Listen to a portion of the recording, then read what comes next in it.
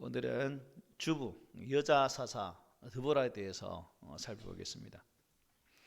호랑이가 제일 무서운 게 뭐죠? 꽃감. 어떻게 하셨어요? 꽃감. 어, 옛날에 이제 뭐 동물 하면 무서운 게 그런 호랑이였고, 요즘은 이제 사람들이 삶의 자리에 많은 병들이 우리를 두렵게 또 공포에 떨게 합니다. 최근에는 이제 코로나가 우리 생활에 참 많은 어려움을 주고 또 이것이 우리를 두렵게 하는 그런 모습을 보게 됩니다. 이런 치명적인 질병들, 암도 그렇고 다 이게 우리에게 두려움은 존재지만 우리가 이 육적인 생명에 직접적인 영향은 없지만 평생을 괴롭히는 그런 아주 고약한 질병들도 많이 있습니다. 이런 질병을 우리가 뭘 하면요, 고질병이다 하죠. 고질병. 누구나 한 사람 누구나 자기가 안고 있는 고질병이 있죠. 저는 비염, 또 여러 어떤 분들 다른 뭐 고리압 들을 수 있는 것이고 당뇨 들을 수 있는 것이고 뭐 이런 고질병을 다 안고 우리는 살아가고 있습니다. 이런 질병을 고질병을 뭐 하는데 이게 참 약을 먹어도 빨리 떨어지지 않고 그죠? 또 약을 먹으면 참 효과가 좋아서 오래 가면 좋겠는데 저 같은 경우는 비염도 이게 약을 먹을 때는 이제 반짝 콧물도 마르고 호흡도 좋은데 이 약이 딱 끊어지면 또 재채기 나오고 콧물 줄줄 나와서 참 힘든 것 같습니다. 어쨌든 어떤 병이라도 마찬가지겠지만 이런 참 고질병은 몸도 마음에도 참 많은 부담을 주는 것은 사실입니다. 그런데 우리가 이런 고질병, 육적인 고질병도 참 많이 힘들지만 우리가 영적인 고질병도 우리 가운데 있다는 사실이죠. 그래서 우리가 정신적으로나 또 육적으로 감당해야 될 고질병이 있는 반면 영적으로도 하나님 앞에서 이렇게 살아야지 저렇게 살아야지 하면서도 또 돌아서 보면 원위치, 그래서 우리가 까마귀 고기도 삶아 먹는 건 아닌데 자꾸 까먹는 영적인 망각 상태에 빠져서 영적인 이게 건망증이라 할까요?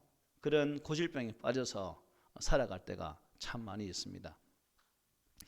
혹시 오늘 오신 분들 중에서 이런 영적인 고질병으로 고생하시는 분 안 계십니까? 육적인 고질병은 다 알고 있으니까 다 힘들어.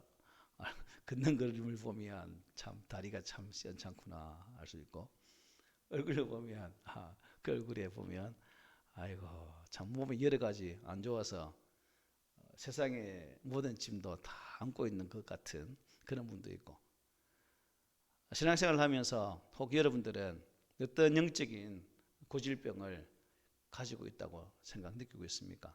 그래서 우리가 오늘 이 본문을 보면서 이 고질병, 이게 오늘날 우리의 삶의 자리에 살고 있는 우리만 가지고 있는 고질병이 아니라 우리가 계속 보고 있는 이스라엘 백성들에게도 이러한 심각한 고질병이 있었다는 거예요. 이 병은 좀처럼 치료되지 않고 재발하는데 아주 고약한 병인 것을 우리가 보게 됩니다. 더욱이 이 병은 주기적으로 발병을 해요. 그리고 이 병에 걸리면 반드시 하나님께서 그에 상응하는 대가를 치르도록 하시는데도 불구하고 또 시간 또 지나면 또 이 병에 걸려서 원위치 하는 그러한 이스라엘 백성들의 영적인 이 고질병, 이 고질병 때문에 이스라엘 백성들이 눈물도 흘리고 고통 가운데 가잖아요. 오늘 본문 4장 1절에도 이스라엘 백성들의 고질병을 소개하고 있습니다. 우리 읽어볼까요? 시작. 이웃이 죽으니 이스라엘 자손이 또 여호와의 목전에 악을 행하매. 이스라엘 백성들의 영적인 고질병이 뭐예요? 또 여호와의 목전에서 악을 행하는 것. 또가 좀 또가 없으면 한 번만 괜찮겠구나 하겠는데 계속 지금 그러고 있는 상황입니다. 벌써 한두 번 아니죠. 3번이 걸쳤습니다. 그죠? 애후까지 걸쳐온 상황입니다. 이 영적인 질병을 치료해야 이스라엘 백성들 가운데에 참 평안이 임하게 되는데 이들은 또 이 병에 걸려서 결국 하나님 앞에 또 징벌을 받게 되어지는 수순을 이렇게 걸어가게 됩니다. 여러분, 이스라엘이 당하는 이 재발의 고통은 어떤 고통이었습니까? 그리고 어떨 때 그들이 재발하게 되죠? 재발하는 딱 그게 단계가 있다니까요. 무엇이 임하였더라 그 땅에? 평안이 임하였더라. 평안 이후에 이 고질병이 도진다 하는 것을 보게 됩니다. 애굽 이후에 이스라엘 백성들은 약 3갈이죠. 소문은 또 사사도 있었잖아요. 3갈 이후에 몇 년 동안? 약 80년 동안, 그러니까 약 2세대 이상이 살아오는 동안에 그 땅에 평안이 임했어요. 그런데 이 평안의 때에 오히려 하나님을 겸비하여 섬기는 그런 자세가 아니라 이스라엘 백성들은 평안하니까 삶도 해이해지고 영적인 부분도 해이해지면서 하나님을 떠나게 되어지고 하나님 앞에서 또 악을 행하게 되었더라는 것입니다.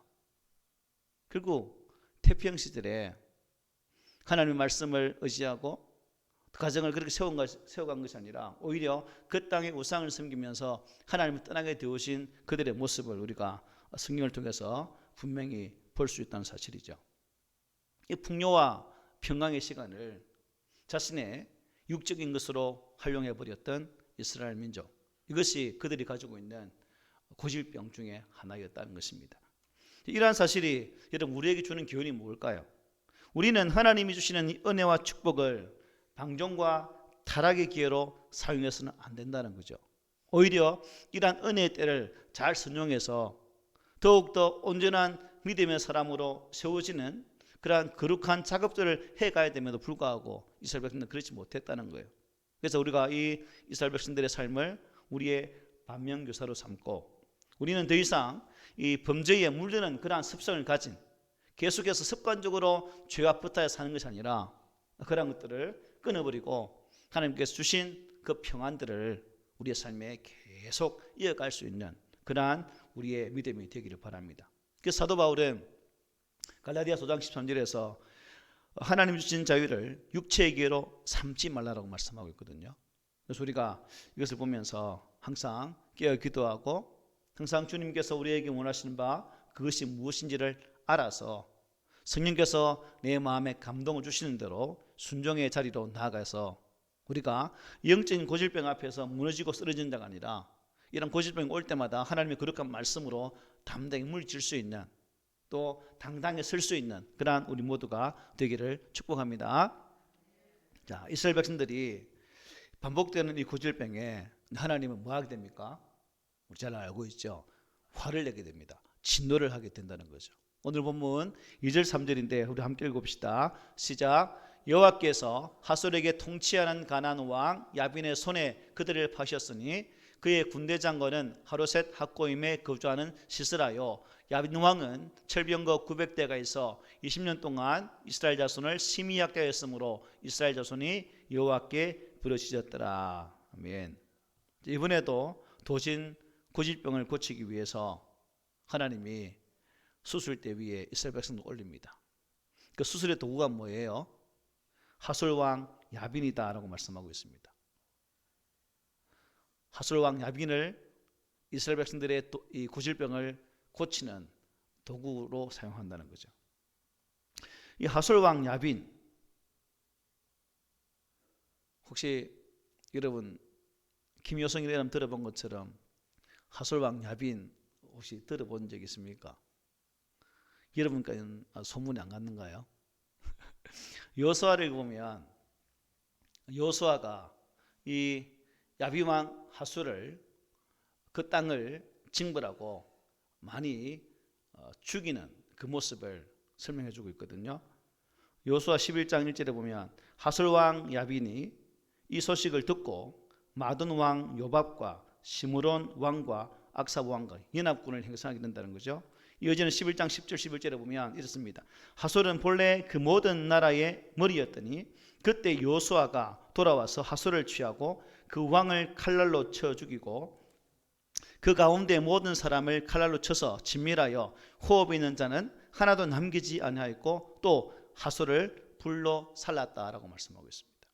여호수아에 의해서 죽은 하솔 왕 야빈이 다시 등장하고 있는 장면입니다.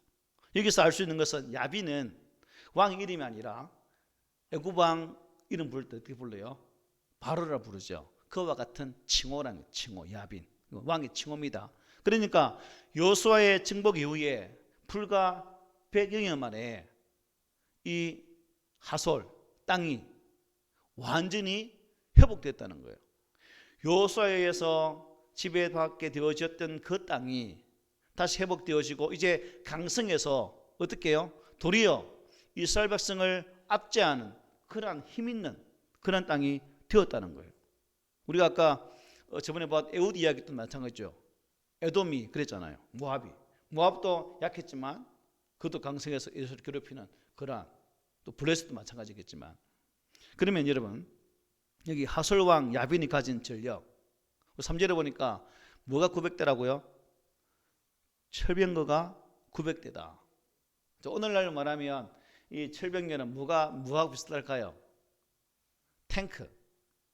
지금 우크라이나 전쟁 보면 탱크라는 게 엄청난 효력을 발휘하잖아요. 그죠? 뭐 드론도 마찬가지겠지만.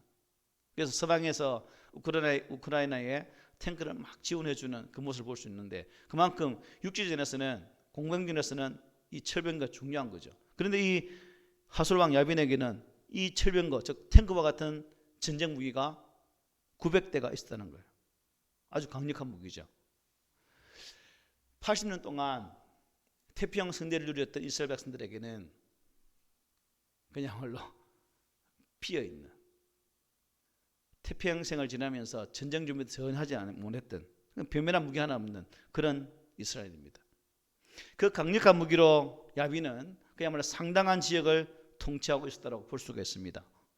야빈은 하솔에서 다스리고 있었지만 그의 군대 장관은 요 시스라가 하로셋 학고임이라고 말하고 있죠. 여기 거주했다. 즉 하솔이란 지방은 저 북쪽이에요. 가나안 땅 북쪽입니다.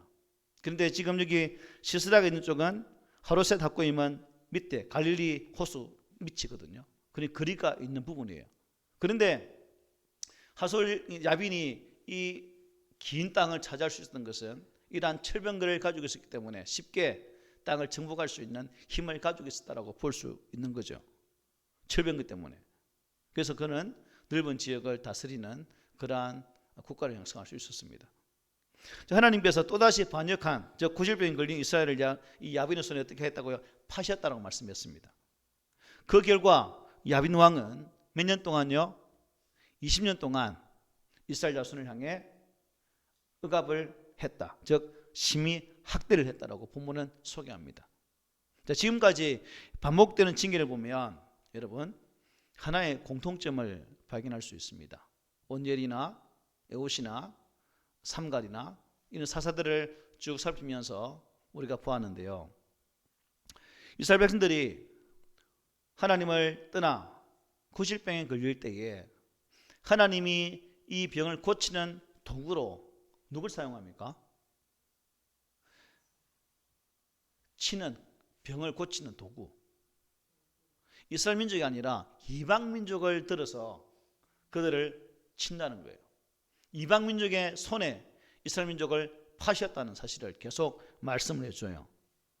그럼에도 불구하고 이 사사기에는 예외 없이 이 도구를 사용해서 참 이방 민족에게 억압받고 또한 고통받는 것이 하나님의 뜻은 아니지만, 근데 우리는 지난 사사기 2장을 보면서 하나님께서 이 이방 민족이 너희가 쫓아내짐을 통해서 이 이방 민족이 너희에게 뭐가 된다고 했죠?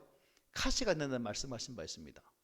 우리 읽어봅시다. 시작. 그러므로 내가 또 말하기를 내가 그들을 너희 앞에서 쫓아내지 아니하리니 그들이 너희 옆구리에 가시가 될 것이며 그들의 신들이 너희에게 올무가 되리라 하였노라. 이렇게 말씀했잖아요. 그리고 2장 21절 22절에 이렇게 말합니다.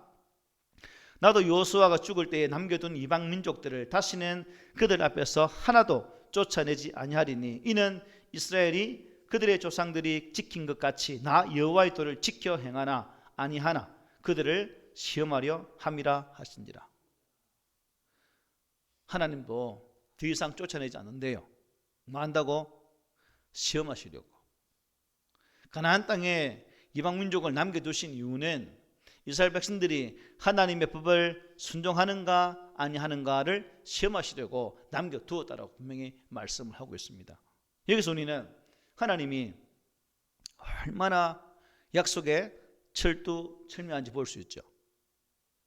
하나님은 순종하는 자에게 축복도 잘 지키는 언약의 하나님이지만 불순종하는 자에게는 또한 징계라는 그 언약도 아주 가차없이 실행하는 분임을 우리가 이 말씀을 통해서 보게 되죠.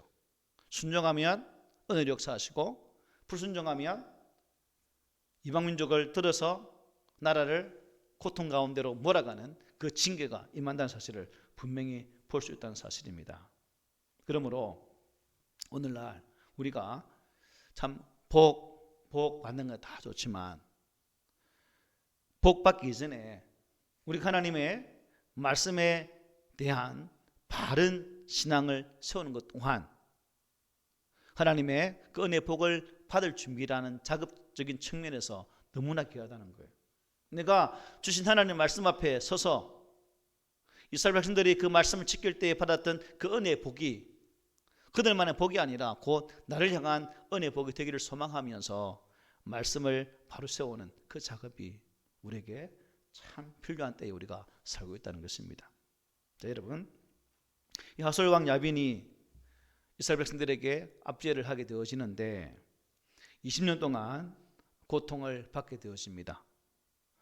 이스라엘 백성들이 20년 동안 고통을 받으면서 또 어떻게 합니까? 항상 하는 법이 뭐예요? 고통받으면 뭐 한다? 고통받으면 뭐 한다? 이스라엘 백성들은 여기를 보시오. 저를 고통받으면 뭐 하대요? 부르짖는 자는 3절을 읽어봅시다. 시작. 야빈 왕은 철병거 900대가에서 20년 동안 이스라엘 자손을 심히 학대하였으므로 이스라엘 자손이 여호와께 부르짖었더라. 우리하고 똑같죠, 그죠? 우리도 평안하면 기도 안 하잖아요. 똑같아. 구약시대 이스라엘 백성이나 오늘 우리나 평안하면 두 다리 쭉 뻗고 잠을 탱글탱글 자다가 고난이 오면 웬걸하면서 기도 자리 한 번쯤 놓으면, 지난 이번 주간에 오는데 갑자기 어느 분이 새벽기도 안 놓다가 기도 새벽기 놓더라고요. 놀랐어요. 그래서 그 다음에 전화 연락했어요. 집사님 지금 무슨 일이 있어요? 그러니까 잠을 자는데 2시에 깨갖고 잠이 안 와서 새벽기도 나왔다고. 다행이다. 얼마나 마음이 안심이 됐는지. 어쨌든 이스라엘 백성들이 이 야빈에게 20년 동안 압제를 당하니까 기도를 하게 됩니다. 이스라엘 자손이 여호와께 부르짖었더라. 이것이 뭐예요? 하나님께서 원하시는 거예요. 우리에게 똑같아요. 하나님께서 이스라엘 백성들을 야빈의 손에 파신 이유가 하나님을 찾도록 하기 위해서. 오늘날 우리도 마찬가지예요. 혹시 이러한 병에 걸리면 하나님이 이 땅의 권세에게 우리를 파실 수도 있다는 거예요. 그러면 우리가 팔리면 어떻게 돼요? 고통받을 수밖에 없죠. 그렇죠? 그러면 하나님 왜 고통 주시는가? 당신 하나님을 찾도록 하기 위해서. 이 세상에 참 해답, 문제의 해답은 하나님 당신밖에 없다는 사실을 가르치기 위해서 하나님을 부르짖도록 하게 된다는 사실입니다. 그래서 우리가 평안할 때도 기도해야 되겠지만, 고난 때도 기도해야 되겠지만, 바꾸고 말할게요. 고난 때도 기도해야 되겠지만 평안할 때에 더 많이 하나님을 좀 찾았으면 참 좋겠다는 생각이 듭니다. 여기서 우리 하나 더 생각할 것은, 여러분 내성이 알죠? 병에 약을 먹다 보면 내성이 걸려가지고, 그죠? 약도 우리가 농약 치는 것도 자꾸 치다 보면 이 벌레가 안 죽잖아요. 맞죠? 남유사님. 지금 이스라엘 백성도 그런 짝이에요. 구산 이사다임에게 지배받을 때는 몇 년? 8년. 8년 후에 아차 하나님 잘못했습니다 하고 항복했어요. 그 다음에 에글론에게는 모압 에글론에게 얼마요? 18년 동안 탱글탱글 악재 받다가 고통을 하나님 잘못했습니다.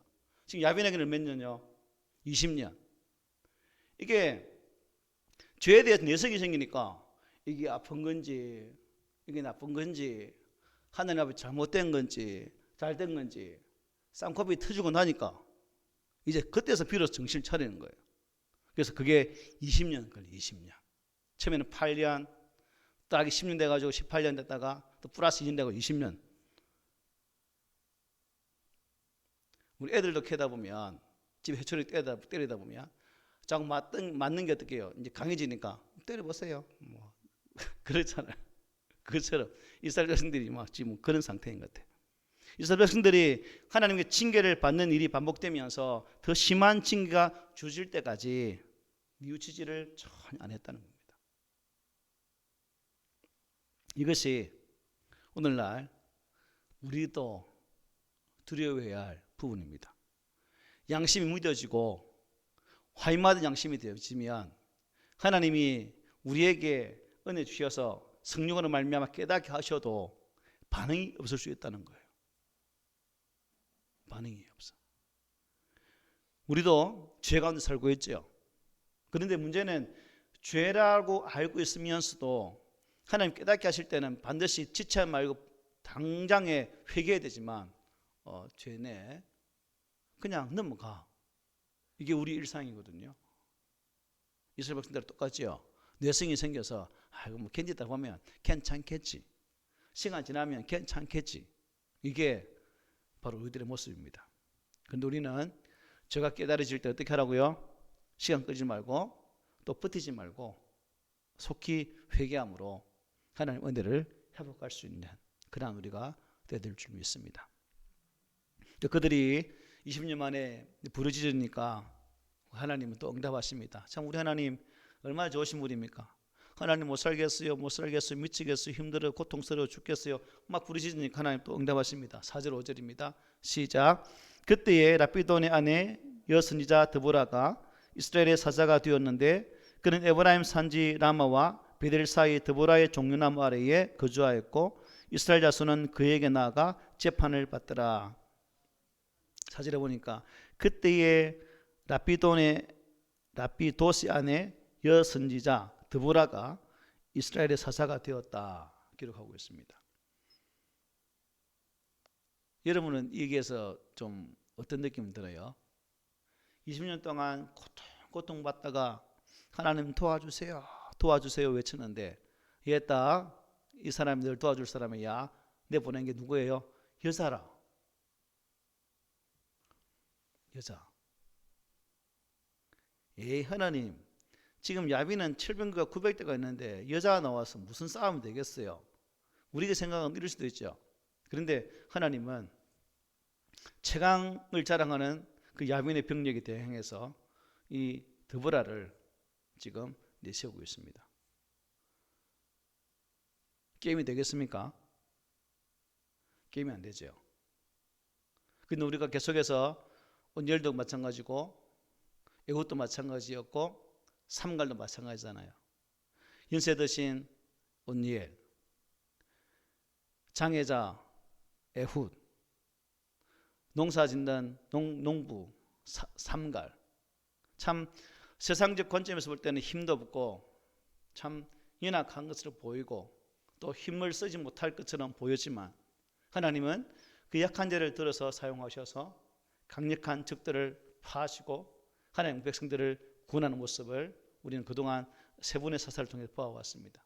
이번에도 마찬가지예요. 우리가 볼 때는 여자이기 때문에 싸워보자 얼만큼 싸워보겠어. 또 여자가 어떻게 싸우지? 라고 생각할 수 있지만 하나님의 생각과 우리의 사람의 생각은 차이가 나도 너무나 나구나 라는 것을 알 수 있습니다. 그래서 바울은 로마 11장 33절에서 이렇게 말하죠. 깊도다 하나님의 지혜와 지식의 풍성함이요 그의 판단은 헤아리지 못할 것이며 그의 길은 찾지 못할 것이로다 라고 말했습니다. 이사야 선지자는 이사야 55장 8절 9절에서 이렇게 말합니다. 이는 내 생각이 너의 생각과 다르며 내 길은 너의 길과 다름이니라. 여호와의 말씀이니라. 이는 하늘이 땅보다 높음같이 내 길은 너의 길보다 높으며 내 생각은 너희의 생각보다 높음이니라. 아멘. 그렇습니다. 하나님은 당신이 하시고자 하면 인간이 도저히 상상할 수도 없는 방법을 통해서 일을 하신다는 거예요. 때로는 모세나 갈렙 같은 사람도, 때로는 소년 다윗도 사용하셔서 주의 일들을 감당하셨습니다. 여기 이자라고 해서 하나님이 사용하실 때는 도구가 되지 못하겠습니까? 충분히 가능한 거죠. 그래서 우리가 여선지자 드보라가 쓰임받는다는 것은 충분히 하나님께서 어떻게 해요? 그가 하나님 일들을 감당하기에 준비되어져 있는 자였기 때문에 들어 쓰시겠죠. 드보라도 아마 그렇게 된 것 같아요. 중요한 것은 그가 어떤 사람이냐가 아니라 뭐예요? 하나님께 사로잡혀 있느냐가 중요한 거죠.